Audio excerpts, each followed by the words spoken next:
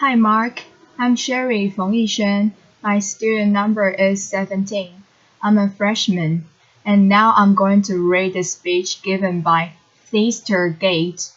And the title of the speech is How to Revive a Neighborhood with Imagination, Beauty, and Art. I'm a potter, which seemed like a fairly humble vocation. I know a lot about pots. I've spent about 15 years making them. One of the things that really excite me in my artistic practice and being trained as a potter is that you very quickly learn how to make great things out of nothing. And I spent a lot of time at my wheel with months of clay trying stuff. And that's the limitations of my capacity. My ability was based on my hands and my imagination. That if I wanted to make a really nice ball and I didn't know how to make a foot yet, I would have to learn how to make a foot. That process of learning has been very helpful to my life.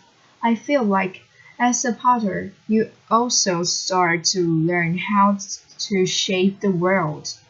There have been times in my artistic capacity that I wanted to reflect on other really important moments in the history of the US, the history of the world where tough things happened. But how do you talk about tough ideas without separating people from that content? Could I use art like these old discontinued fire hoses from Alabama to talk about the complexities of the moments of civil rights in the 60s? Is it possible to talk about my father and I doing labor projects? My dad was a roofer, construction guy. He owned small businesses, and at 80, he was ready to retire, and his tar kettle was my inheritance. Now, a tar kettle doesn't sound like much of an inheritance. It wasn't. It was stinky and it took up a lot of space in my studio. But I asked my dad if he would be willing to make some art with me. If we could reimagine this kind of nothing material as something very special. And by elevating the material and my dad's skill, could we start to think about tar just like clay in a new way, shaping it differently, helping us to imagine what was possible? After clay, I was then kind of turned on to lots of different kinds of materials. And my studio grew a lot because I thought, well, it's not really about the material. It's about our capacity to shape things. I became more and more interested in ideas and more things that were happening just outside my studio. Just to give you a little bit of context, I live in Chicago. I live on the south side now. I'm a west sider. For those of you who are not Chicagoan, that won't mean anything. But if I didn't mention that I was a west sider, there would be a lot of people in the city that would be very upset. The neighborhood that I live in is Grand Crossing. It's a neighborhood that has seen better days. It is not a gated community by far. There is lots of abandonment in my neighborhood. And while I was kind of busy making parts and busy making art and having a good art career, there was all of this stuff that was happening just outside my studio. All of us know about failing housing markets and the challenges of flight. and I feel like we talk about it with some of our cities more than others. But I think a lot of our US cities and beyond have the challenge of flight, abandoned buildings that people no longer know what to do anything with. And so I thought, is there a way that I could start to think about these buildings as an extension or an expansion of my artistic practice? And that if I was thinking along with other creatives, art architects, engineers, real estate finance people, that us together might be able to kind of think in more complicated ways about the reshaping of cities. And so I bought a building. The building was really affordable. We tricked it out. We made it as beautiful as we could to try to just get some activity happening on my block. Once I bought a building for about $18,000. I didn't have any money left, so I started sweeping the building as a kind of performance. This is performance art, and people would come over and I would start sweeping. Because the broom was free and sweeping was free, it worked out. Laughter. But we would use the building then to stage exhibitions, small dinners, and we founded that building on my block, Dorchester. We now refer to the block as Dorchester Project. That in a way that building became a kind of gathering site for lots of different kinds of activity. We turned the building into what we call now the Archive House. The Archive House would do all of these amazing things. Very significant people in the city and beyond would find themselves in the middle of the hood. And that's when I felt like maybe there was a relationship between my history with clay and this new thing that was starting to develop, that we were slowly starting to reshape how people imagine the south side of the city.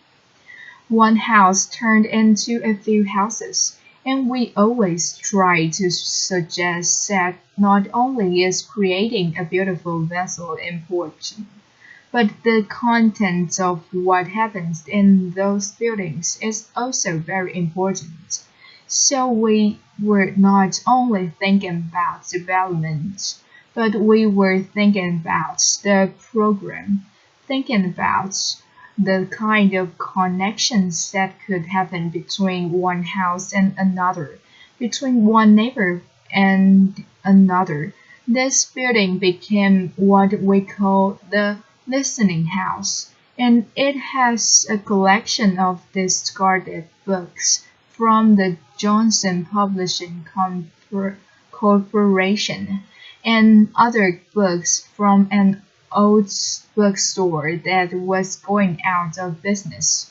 I was actually just wanting to activate these buildings as much as I could with whatever and whoever would join me. In Chicago, there's amazing building stock. This building, which had been the former crack house on the block, and when the building became abandoned, it became a great opportunity to really imagine what else could happen there. So this space we converted into what we call Black Cinema House. Black Cinema House was an opportunity in the hood to screen films that were important and relevant to the folk who lived around me. That if we wanted to show an old Melvin Van Peebles film, we could. If we wanted to show car wash, we could. That would be awesome. The building was we soon outgrew, and we had to move to a larger space. black cinema house, which was made from just a small piece of clay, had to grow into a much larger piece of clay, which is now my studio. What I realized was that for those of you who are zoning junkies, that some of the things that I was doing in these buildings that had been left behind, they were not the uses by which the buildings were built, and that there are city po- policies that say, hey, a house that is residential needs to stay residential. But what do you do in neighborhoods when ain't nobody interested in living there? That's the people who have the means to leave have already left. What do we do with these abandoned buildings? And so I was trying to wake them up using culture. We found that this was so exciting for folk, and people were so responsive to the work that we had to then find bigger buildings. By the time we found bigger buildings, there was, in part, the resources necessary to think about those things. In this bank that we called the Arts Bank, it was in pretty bad shape. There was about 6 feet of standing water. It was a difficult project to finance because banks weren't interested in the neighborhood, because people weren't interested in the neighborhood, because nothing had happened there. It was dirt. It was nothing. It was nowhere. And so we just started imagining what else could happen in this building. Applause. And so now that's the rumor of my blog has spread, and lots of people are starting to visit. We've found that the bank can now be a center for exhibition, archives, music performance, and that there are people who are now interested in being adjacent to those buildings because we brought some heat, that we kind of made a fire. One of the archives that we'll have there is this Johnson Publishing Corporation. We've also started to collect memorabilia memorabilia from American history, from people who live or have lived in that neighborhood. Some of these images are degraded images of black people, kind of histories of very challenging contents, and we're better than a neighborhood with young people who are constantly asking themselves about their identity to talk about some of the complexities of race and class.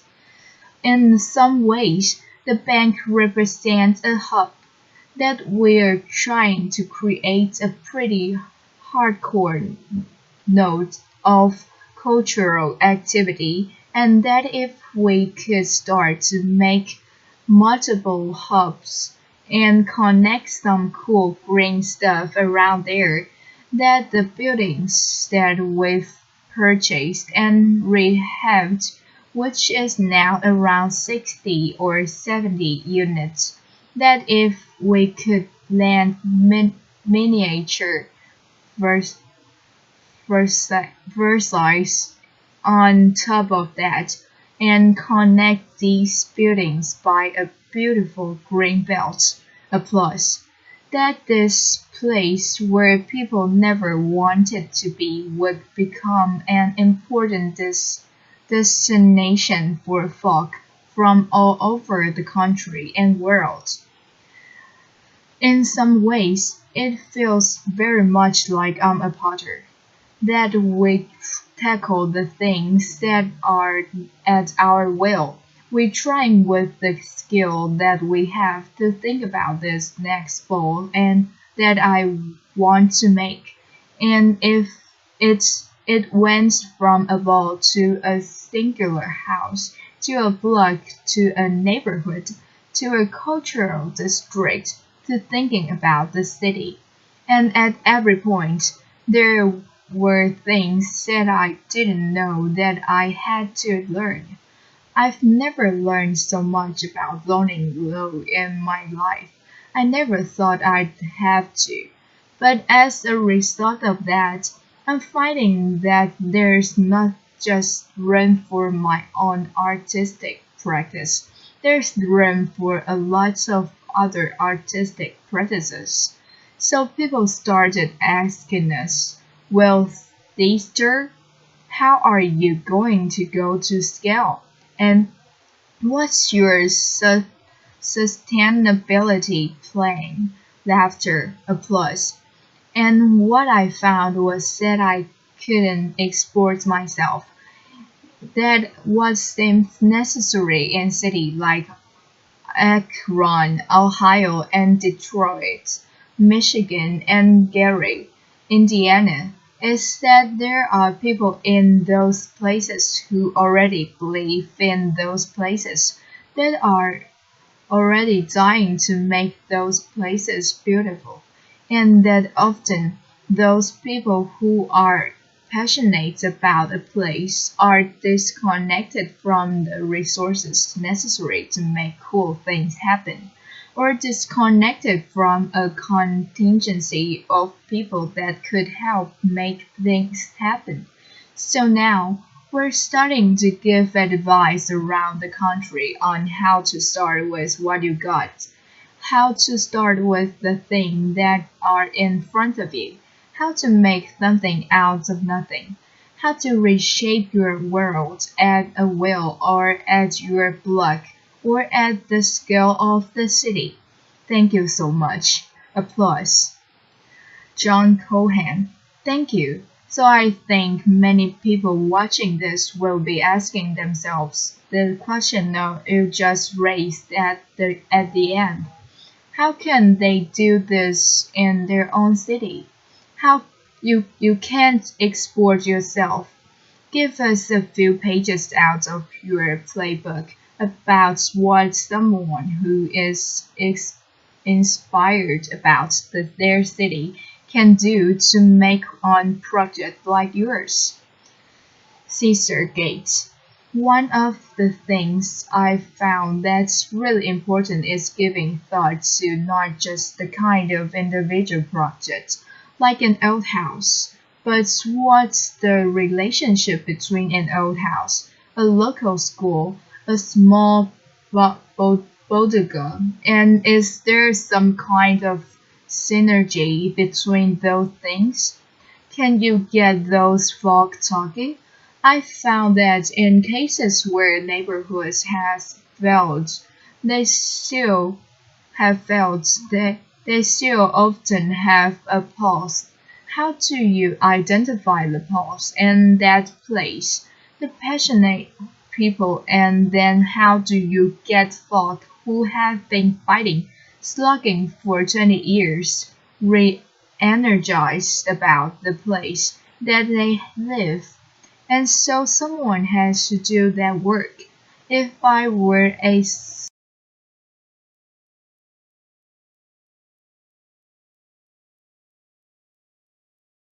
if I were a traditional developer, I would be talking about building the lawn and then putting a for lease sign in the window. I think that you actually have to curate more than that. That's there's a weight in which you have to be mindful about. What are the businesses that I want to grow here? And then, are there people who live in this place who want to grow those businesses with me? Because I think it's not just a cultural space or housing.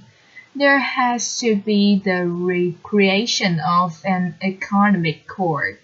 Those thinking about those things together feels right. JC. It's hard to get people to create the spark again when people have been slugging for 20 years. Are there any methods you've found that have helped break through?